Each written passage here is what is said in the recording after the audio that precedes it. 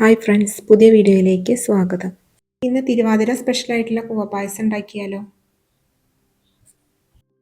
കൂവപ്പൊടി ഉണ്ടാക്കി ആ പൊടി കൊണ്ട് തന്നെ നമുക്ക് പായസം വയ്ക്കാം. ഇളനീര് ചേർത്തിട്ടുള്ള കൂവപ്പായസമാണ് ഇവിടെ ഉണ്ടാക്കാൻ പോണത്.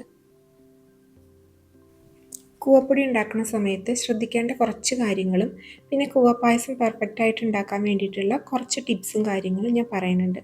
സ്കിപ്പ് ചെയ്യാതെ തന്നെ കാണണേ. ഇവിടെ ഇപ്പോൾ ഒരു 3.5-4 കിലോയോളം നമുക്ക് കൂവ കിട്ടിയിട്ടുണ്ട്. ഇത് ശരിക്കും കടയിൽ നിന്ന് വാങ്ങിക്കുകയാണെങ്കിൽ 80 തൊട്ട് 100 രൂപ വരെ വില ഉണ്ട് ഒരു കിലോന്.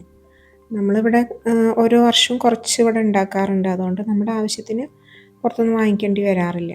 പിന്നെ ഈ പൊടി നമുക്ക് പിന്നീടും പല ആവശ്യങ്ങൾക്കും ഉപയോഗിക്കാറുണ്ട്. കൂവപ്പൊടി വളരെയധികം ഹെൽത്ത് ബെനിഫിറ്റുള്ള ഒന്നാണ്. ഇതിൽ വളരെയധികം vitamins, minerals, protein, fibre, carbohydrates തുടങ്ങിയൊക്കെ അടങ്ങിയിട്ടുണ്ട് അത്രേ. അപ്പോൾ ഇത് ആരോഗ്യത്തിന് വളരെയധികം ഗുണം ചെയ്യുന്ന ഒന്ന് തന്നെയാണ്. ചെറിയ കുഞ്ഞുങ്ങൾക്ക് കൊടുക്കുകയാണെങ്കിൽ ഇത് ഡോക്ടറെ കൺസൾട്ട് ചെയ്തതിന് ശേഷം മാത്രമേ കൊടുക്കാവൂ. കാരണം അത് കുട്ടികൾക്ക് പറ്റുമോ ഇല്ലേ എന്നുള്ളത് ഡോക്ടർ പറഞ്ഞതിന് ശേഷം. ഭയങ്കര ഹെൽത്ത് ബെനിഫിറ്റ് ഉള്ളതാണ്. എന്നാലും കൂവ പറിച്ചെടുത്തതിന് ശേഷം തൊലി കളഞ്ഞിട്ട് ഒരു 5-6 പ്രാവശ്യമൊക്കെ കഴുകിയെടുക്കണം. കൂവ പായസം ഉണ്ടാക്കുന്നതിനുള്ള ബേസിക് കാര്യങ്ങൾ എന്താണെന്ന് വെച്ചാൽ കൂവപ്പൊടിയും ശർക്കര പിന്നെ കുറച്ച് നാളികേരം. ഇതാണ് മെയിനായിട്ട് വേണ്ടത്. ഇപ്പോൾ ഇത്രയും കൂവയാണ് നമുക്കിവിടെ കിട്ടിയിരിക്കുന്നത്. അത് തൊലി കളഞ്ഞിട്ട് നുറുക്കി വെച്ചിട്ടുണ്ട്. ഇനി നമുക്ക് ഇത് മിക്സിയിൽ അടിച്ചിട്ട് ഒന്ന് പിഴിഞ്ഞെടുക്കാം. ഇത് അരച്ചതിന് ശേഷം നമുക്കൊരു വട്ടച്ചെമ്പിൽ ഇതുപോലെ തുണി വെച്ചിട്ട് ഒന്ന് കെട്ടിക്കൊടുക്കാം. ഇതിലൊരു അരപാത്രം വെള്ളം നമ്മൾ ഒഴിച്ചു കൊടുത്തിട്ടുണ്ട്, സാധാ പച്ചവെള്ളം. എന്നിട്ട് ഇത് കുറേശ്ശെയായിട്ട് ഒഴിച്ചിട്ട്, ഞാനിവിടെ ചട്ടുകം വെച്ചിട്ടാണ് ഇളക്കി കൊടുത്തത്. വേണമെങ്കിൽ കൈകൊണ്ട് ഇളക്കി കൊടുക്കാം. പക്ഷെ ഇത് ഭയങ്കര തണുപ്പാണ്. അപ്പോൾ ചിലർക്ക് ചിലപ്പോൾ ഇതിങ്ങനെ ഇതിൽ കൈയിട്ടിട്ട് ചിലപ്പോൾ കൈ കടച്ചിലും ഒക്കെ വരാൻ സാധ്യത ഉണ്ട്. അപ്പോൾ അതുകൊണ്ട് ഞാൻ ചട്ടുകം കൊണ്ടാണ് ചെയ്യാറ്. ഇങ്ങനെ ചെയ്യുമ്പോൾ തന്നെ അതിലത്തെ കുറേ പൊടി വെള്ളത്തിലേക്ക് അങ്ങനെ താഴ്ന്നു പോകും. ഇങ്ങനെ നന്നായി ഇളക്കി കൊടുത്തു കഴിഞ്ഞാൽ അതിലത്തെ പൊടിയൊക്കെ ആ വെള്ളത്തിലേക്ക് താഴ്ന്നിറങ്ങും. ആ സമയത്ത് നമുക്ക് അതിലത്തെ ചണ്ടി എടുത്തിട്ട്, അതും ഞാനൊരു അരിപ്പ വെച്ചിട്ട് തന്നെയാണ് എടുത്തത്, എന്നിട്ട് അതൊരു മിക്സിയിൽ ഒന്നുകൂടി അരയ്ക്കണം. ഇതിലൊരു 80% പൊടിയും ഊറി വന്നിട്ടുണ്ട്. പക്ഷെ ബാക്കിയുള്ളത് നമ്മൾ ഈ ചണ്ടിയിൽ തന്നെ ഉണ്ട്. അപ്പോൾ അത് നമ്മൾ ഒന്നുകൂടിയും അതൊന്ന് വേർതിരിക്കാൻ വേണ്ടിയിട്ടാണ് ഒന്നുകൂടി മിക്സിയിൽ അടിച്ചിട്ട് വേറൊരു ചെമ്പിൽ അരിച്ചെടുക്കണത്. ഇനിയിപ്പോൾ മിക്സിയിൽ അടിച്ചില്ലെങ്കിലും കുഴപ്പമൊന്നുമില്ല.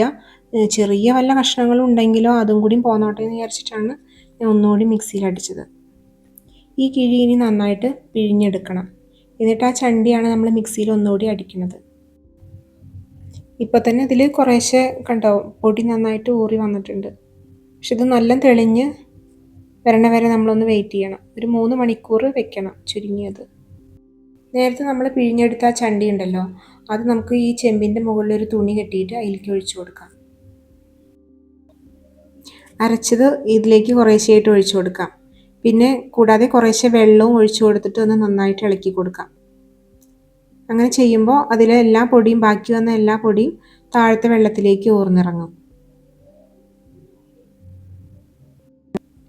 ഇപ്പോൾ ആകെ കിട്ടിയിട്ടുള്ള കൂവയുടെ വേസ്റ്റ് ഇത് മാത്രമാണ്. കൂവ എന്ന് പറയുമ്പോൾ തന്നെ അതിൽ വെള്ളവും പിന്നെ പൊടിയും പിന്നെ കുറച്ച് നാരുകളും അങ്ങനെയൊക്കെയാണല്ലോ ആ കിഴങ്ങിലുള്ളത്. ഇനി ഇതൊരു 3-4 മണിക്കൂർ നമുക്ക് തെളിയാൻ വേണ്ടി വെക്കാം, അടച്ച് വെക്കാം. ഈ വീഡിയോ നിങ്ങൾക്ക് ഇഷ്ടമായെങ്കിൽ ലൈക്ക് ചെയ്യാനും സബ്സ്ക്രൈബ് ചെയ്യാനും മറക്കല്ലേ, കമൻറ്റ് ചെയ്യാനും.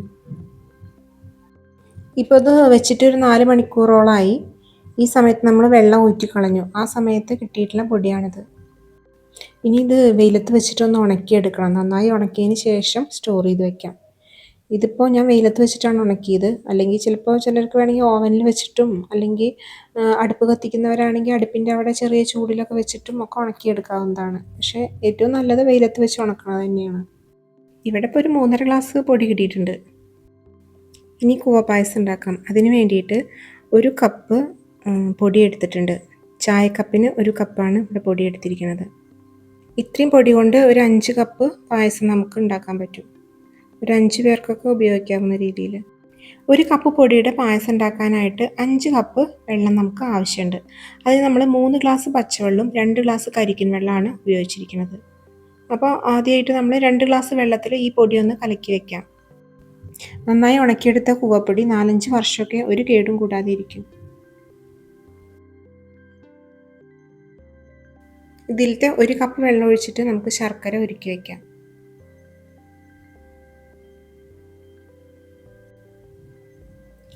കൂവപ്പൊടി ഉണ്ടാക്കാനാണ് കുറച്ച് ബുദ്ധിമുട്ടുള്ളൂ.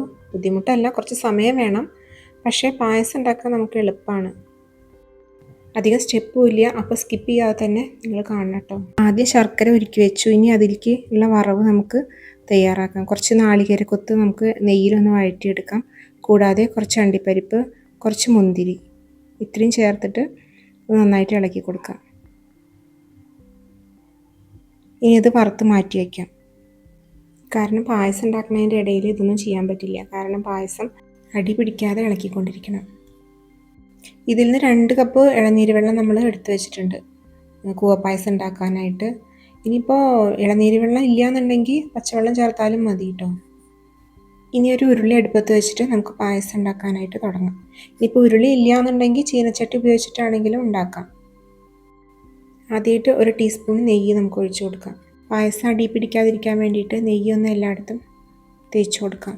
നേരത്തെ എടുത്തു വെച്ചിട്ടുള്ള 1 കപ്പ് കൂവപ്പൊടി ഉണ്ടല്ലോ, അത് 2 കപ്പ് വെള്ളത്തിൽ കലക്കിയിട്ട് ഒന്ന് ഒഴിച്ചു കൊടുക്കാം. ഞാനൊന്ന് അരിച്ചിട്ടാണ് ഒഴിച്ചു കൊടുക്കുന്നത്. വല്ല കട്ടകളോ എന്തെങ്കിലും ഉണ്ടെങ്കിൽ അത് പോകാൻ വേണ്ടിയിട്ടാണ് അങ്ങനെ അരിച്ചു കൊടുത്തത്. പക്ഷേ അതിൽ കട്ടയൊന്നും ഉണ്ടായിരുന്നില്ല. പിന്നെ നേരത്തെ എടുത്തു വെച്ചിട്ടുള്ള 2 കപ്പ് ഇളനീർ വെള്ളം കൂടി നമുക്കിതിലേക്ക് ചേർത്ത് കൊടുക്കാം. ഇനി ശർക്കര ഉരുക്കിയതും കൂടി ഒന്ന് അരിച്ച് ചേർത്ത് കൊടുക്കാം. ശർക്കരയിൽ വല്ല കല്ലോ എന്തെങ്കിലും ഉണ്ടെങ്കിൽ അത് കളയാൻ വേണ്ടിയിട്ടാണ്. ഇനി ഇത് കൈവിടാതെ ഇളക്കിക്കൊണ്ടിരിക്കണം. കൂവപ്പായസത്തിൽ ഉപയോഗിക്കുന്ന വെള്ളം കുറവായി കഴിഞ്ഞാൽ അത് ശരിക്കും വെന്ത് കിട്ടില്ല. കൂവയ്ക്ക് നല്ല വേവുള്ളതാണ്. അപ്പോൾ അതിൽ ഈ പറഞ്ഞ അളവിൽ തന്നെ വെള്ളം ചേർക്കണം. എന്നാലേ ഈ കളറിലുള്ള പായസം നമുക്ക് കിട്ടുള്ളൂ. അല്ലെങ്കിൽ ഒരു വെണ്ണീർ കളറിൽ പായസം ആവും. കൂവ കുറുകി വരികയൊക്കെ ചെയ്യും. പക്ഷേ ആ കൂവപ്പായസത്തിൻ്റെ ആ ടേസ്റ്റും കിട്ടില്ല. അതിൻ്റെ ആ കളറും ഇതുപോലത്തെ ഒരു കളറും കിട്ടില്ല. അപ്പോൾ അതിന് ഈ അളവിൽ തന്നെ വെള്ളം ഒഴിക്കണം. പിന്നെ വെള്ളം നല്ലോണം കൂടിപ്പോയാലും അത് പിന്നെ കട്ടിയാവാനും ബുദ്ധിമുട്ടാവും. അപ്പോൾ ഈ അളവിൽ ഒരിക്കലും കൂടണ്ട. കുറച്ച് ഇനിയിപ്പോൾ 1/2 ഗ്ലാസ്സോ 1 ഗ്ലാസ്സോ കുറഞ്ഞാലും കുഴപ്പമില്ല. പക്ഷേ നല്ലോണം കൂടാനും പാടില്ല, നല്ലോണം കുറയാനും പാടില്ല. നമ്മൾ നേരത്തെ എടുത്തു വെച്ചിട്ടുള്ള ഇളനീർ കാമ്പ് ഇനി ഇതിലേക്ക് ചേർത്ത് കൊടുക്കാം. സ്ക്വയർ കഷ്ണങ്ങളാക്കിയിട്ടാണ് ഞാനിതിൽ നുറുക്കിയിട്ടിരിക്കുന്നത്. ഇനിയിപ്പോൾ നിങ്ങളുടെ കയ്യിൽ ഇളനീരില്ല എന്നുണ്ടെങ്കിൽ നാളികേരം ചിരകിയതോ അല്ലെങ്കിൽ നാളികേരം ചെറിയ കഷ്ണങ്ങളാക്കിയിട്ട് ഇതിൽ ചേർത്ത് കൊടുക്കാം. ഇനി ആദ്യം വറുത്ത് വെച്ചിട്ടുള്ള മുന്തിരി, നട്ട്സും നാളികേരക്കൊത്തും ഒക്കെ നമുക്കിതിലേക്ക് ചേർത്ത് കൊടുക്കാം. ഇപ്പോൾ വളരെ ഹെൽത്തി ആയിട്ടുള്ള, വളരെ ടേസ്റ്റോട് കൂടിയിട്ടുള്ള കൂവപ്പായസം ഇപ്പോൾ റെഡി ആയിട്ടുണ്ട്. കൂവപ്പൊടി കയ്യിൽ കിട്ടുമ്പോൾ ഇതുപോലെ ഒന്ന് ട്രൈ ചെയ്ത് നോക്കൂ. നിങ്ങൾക്ക് തീർച്ചയായിട്ടും ഇഷ്ടപ്പെടും. വളരെ ടേസ്റ്റി ആയിട്ടുള്ളൊരു പായസമാണ്. പിന്നെ ഇത് വയറിനൊക്കെയും വളരെ നല്ലതാണെന്നാണ് പറയുന്നത്, കുടലിൻ്റെ ആരോഗ്യത്തിനൊക്കെ. ഒന്ന് ചൂടാറിയ സമയത്ത് ഈ ഒരു കൺസിസ്റ്റൻസിയിലാണ് പായസം കിട്ടിയത്. ഇത് കുറച്ച് നേരം കൂടി ഇളക്കിക്കൊണ്ടിരിക്കുകയാണെങ്കിൽ ഇത് ശരിക്ക് ഒന്നുകൂടി കുറുകി ഹൽവ പോലെ നമുക്ക് മുറിച്ചെടുക്കാൻ പറ്റും തണുത്ത് കഴിഞ്ഞാൽ. ഈ വീഡിയോ നിങ്ങൾക്ക് ഇഷ്ടമായെങ്കിൽ ഒന്ന് ലൈക്കും കമൻറ്റും സബ്സ്ക്രൈബും ഒക്കെ ചെയ്യണം കേട്ടോ. ഇനി അടുത്ത വീഡിയോയിൽ കാണാം. ഫീഡ്ബാക്ക് അറിയിക്കണേ. Thank you for watching. Thank U.